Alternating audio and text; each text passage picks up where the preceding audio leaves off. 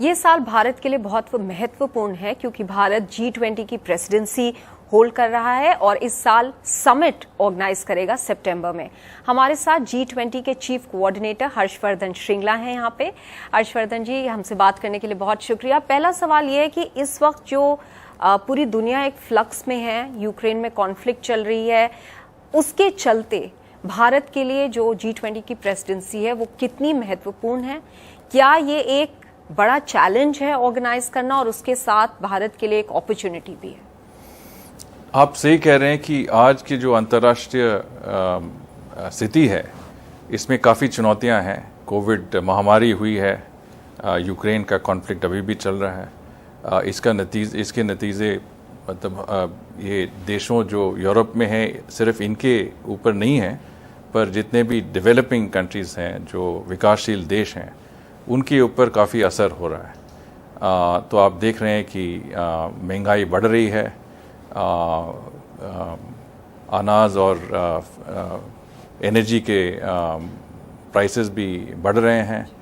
तो सारी दुनिया में मेरे ख्याल से एक ऐसा माहौल बन गया है कि बड़ा अनसर्टेनिटी है और कंसर्न भी है लोगों का। तो जब हम G20 की प्रेसिडेंसी इस स्थिति में ले रहे हैं तो इसमें ज़रूर चुनौतियां भी हैं, पर इसमें जो आप कह रहे हैं अपॉर्चुनिटीज़ भी हैं हमारे लिए। ये भारत के लिए पहली बार हम G20 के प्रेसिडेंट बन रहे हैं। इतना सिग्निफिकेंट, इतनी बड़ी इवेंट भारत के इतिहास में हुई नहीं है। तो ये हमारे लिए अपॉर्चुनिटी है कि हमारी जो नैरेटिव है, हमारी जो सोच है, सोच विचार है, वो ग्लोबल एजेंडा में आ जाए और हमारी जो देश की जो अचीवमेंट्स हैं, जो हमारे जो अनुभव हैं, डेवलपमेंटल एक्सपीरियंसेस हैं, हमारे जो देश की संस्कृति है और टूरिज्म पोटेंशियल है, इसको हमें शोकेस करना चाहिए। और प्रधानमंत्री जी ने बताया कि प्रत्येक राज्य, हमारे देश के जितने भी राज्य हैं, कि अपनी विभिन्नता है, अपनी विरासत है, अपनी अतित्व है, अपनी आभा है, सुंदरता, संस्कृति। तो इसको हम कैसे प्रदर्शन कर सकते हैं? G20 के हमें अंदाजे से हम कह सकते हैं कि 1 लाख विदेशी प्रतिनिधि भारत में इस साल आएंगे हमारे देश में। तो इनको ये हमारी जो भारत की जो पोटेंशियल है, हम कैसे प्रेजेंट कर सकते हैं? तो ये हमारी प्रयास है, हमारी प्रयास होगी और दुनिया में जो स्थिति है उसमें हम बदलाव कैसे ले आ सकते हैं।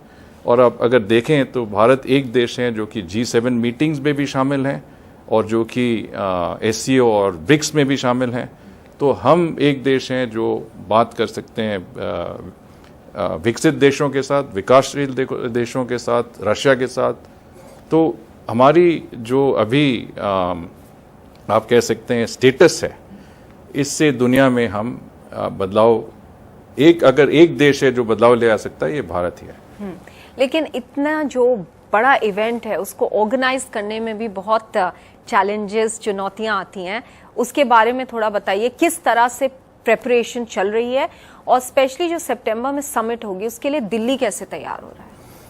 तो G20 में समिट मीटिंग से पहले कुछ 200 से अधिकतर मीटिंग्स होते हैं और कई G20 के प्रेसिडेंसी जो हमारे से पहले थे, उनका भी प्रयास ये था कि हम ज़्यादा हमारे शहरों में ये प्रदर्शन कर सकते हैं, G20 मीटिंग्स वहाँ पे होल्ड कर सकते हैं।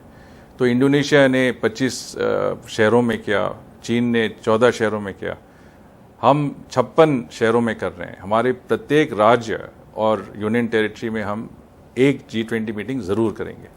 तो ये भी एक चुनौती है, ऑर्गेनाइजेशनल चैलेंज है कि हम कैसे मतलब G20 के स्टैंडर्ड से इतने सारे लोकेशंस में हम मीटिंग्स सक्सेसफुली कैसे होल्ड कर सकते हैं और यहाँ पे कैपेसिटी कैसे डेवलप कर सकते हैं, क्षमता कैसे डेवलप कर सकते हैं। और इन राज्यों में कई राज्यों हैं जिनके इंटरनेशनल एक्सपोजर कम है, तो ये कैसे बढ़ा सकते हैं। तो इसमें हम काफ़ी महीनों से राज्यों के साथ जितने भी स्टेक होल्डर्स हैं, डिस्ट्रिक्ट लेवल पर, लोकल लेवल पर, हमारी बातचीत चल रही है G20 सेक्रेटेरिएट के थ्रू, और आपने देखा है कि टॉप लेवल अटेंशन है प्रधानमंत्री की खुद की यूनियन काउंसिल मिनिस्टर्स की मीटिंग, चीफ मिनिस्टर्स और गवर्नर्स के साथ मीटिंग G20 के ऊपर। उन्होंने खुद ब्रीफ किया है कि ये G20 क्या है और हमारी क्या एक्सपेक्टेशंस क्या होंगे हमारे राज्यों और यूनियन टेरिटरीज पे।